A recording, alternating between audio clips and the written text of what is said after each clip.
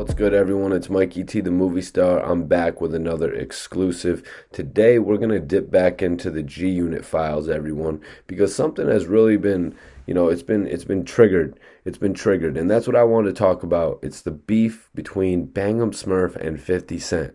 I want to talk about where that whole beef began. The likely scenario is that the beef began when Smurf was actually in jail waiting 50 to send him some bail money, the $75,000 bail from the gun charge. You know what I mean? That was the likely scenario of why Smurf first separated himself from G Unit. But as all you guys might know, a bunch of letters went out from Smurf to 50 while he was incarcerated. They had a few phone calls. And there's another major factor as to why the beef actually started with Smurf and 50. And that factor is actually Lloyd Banks, you guys. The emerging G Unit rapper. You know what I mean? 50's hottest prospect at the time. I mean, Banks came out and sold 500,000 records first week with The Hunger for More. 400,000+ units in his first week. Banks was the golden boy, the wonder. You know what I mean? Everyone looked at Banks as the next coming of G Unit, the guy who was going to follow 50 Cent up. So, stay tuned, y'all. It's Mikey T, the movie star. We're going to talk about that today. Today, we're actually going to talk about how Lloyd Banks actually started the beef with 50 Cent and Bang'em Smurf. That's where it really all kicked off, you guys.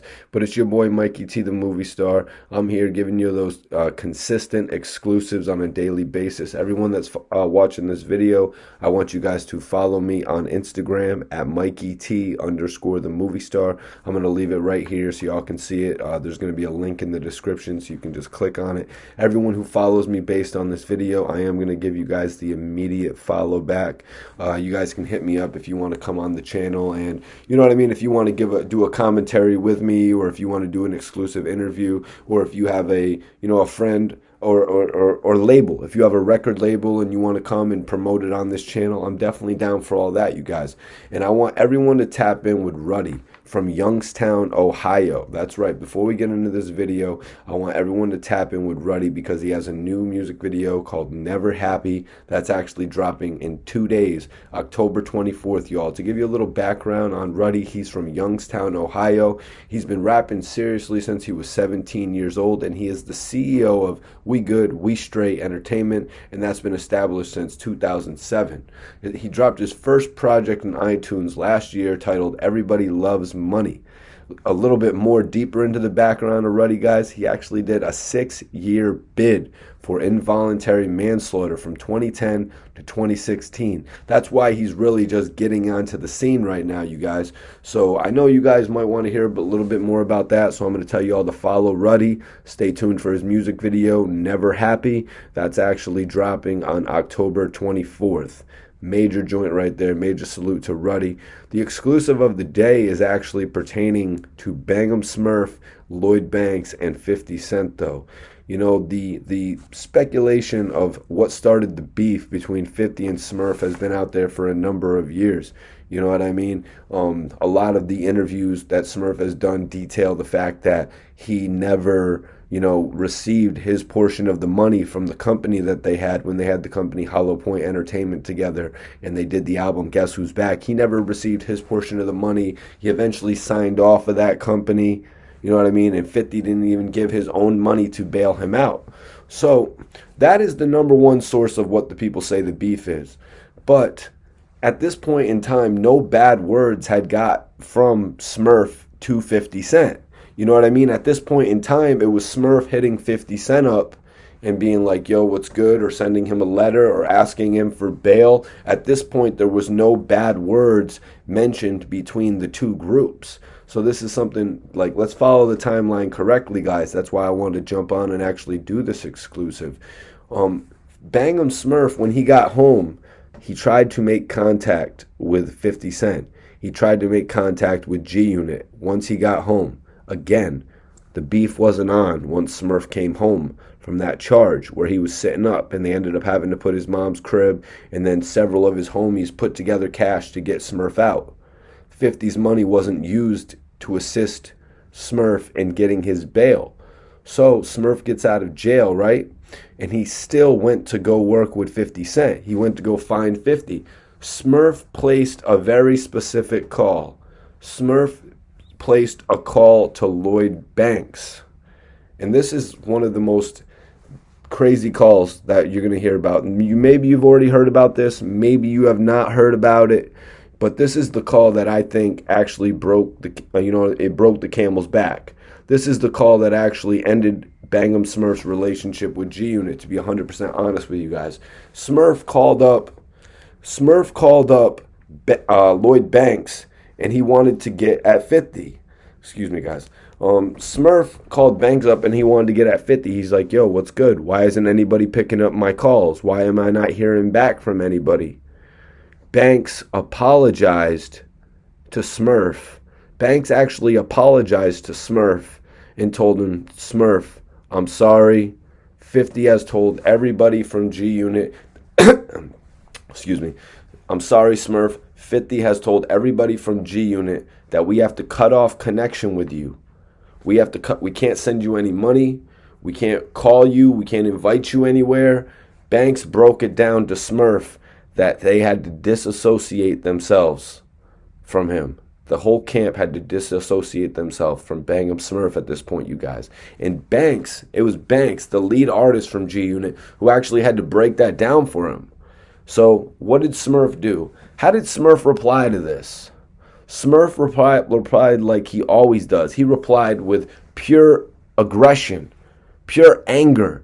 Smurf told him, okay, that's what it is. I'm not going to get my money, then I'm going to get it in blood.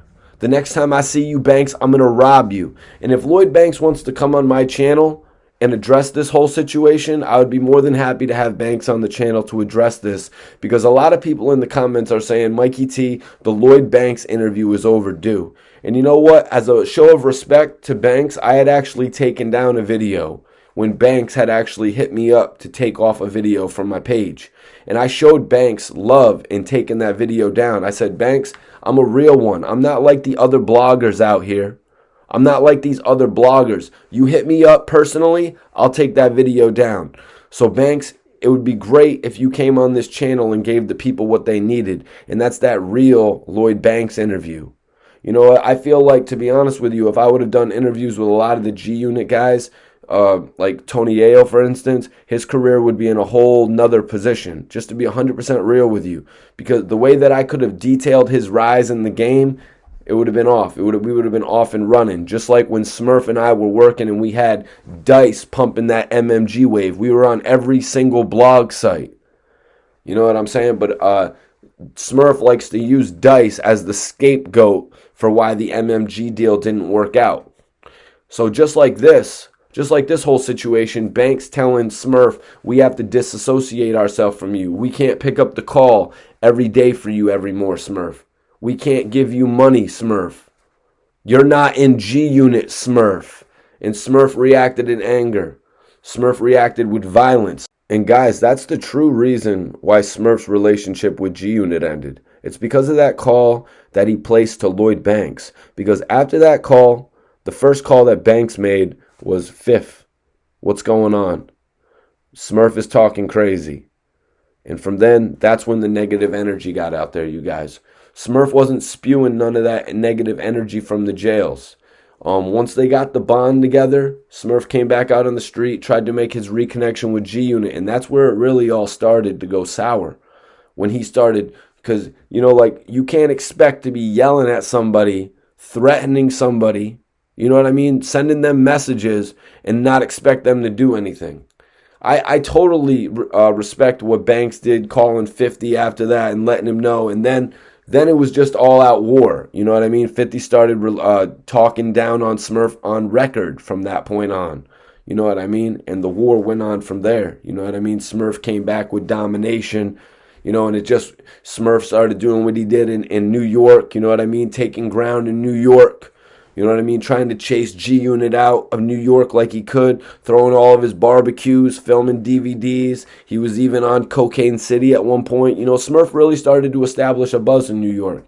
And I definitely respect that. You know what I mean? Because he went from being kicked out of G Unit to getting his own distribution deal for his record label, and I respect that a lot. Now Banks was the best artist on G Unit. You know what I mean? Banks was the golden boy of G Unit. The guy came out and sold 400,000 units first week. You know what I mean? You could never take that away from somebody like that. You know, those are amazing numbers that Banks did.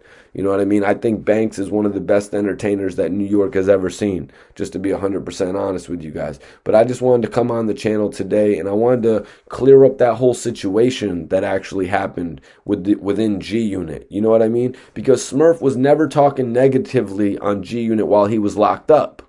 He even wrote 50 letters. You know what I mean? He even wrote 50 letters while he was locked up.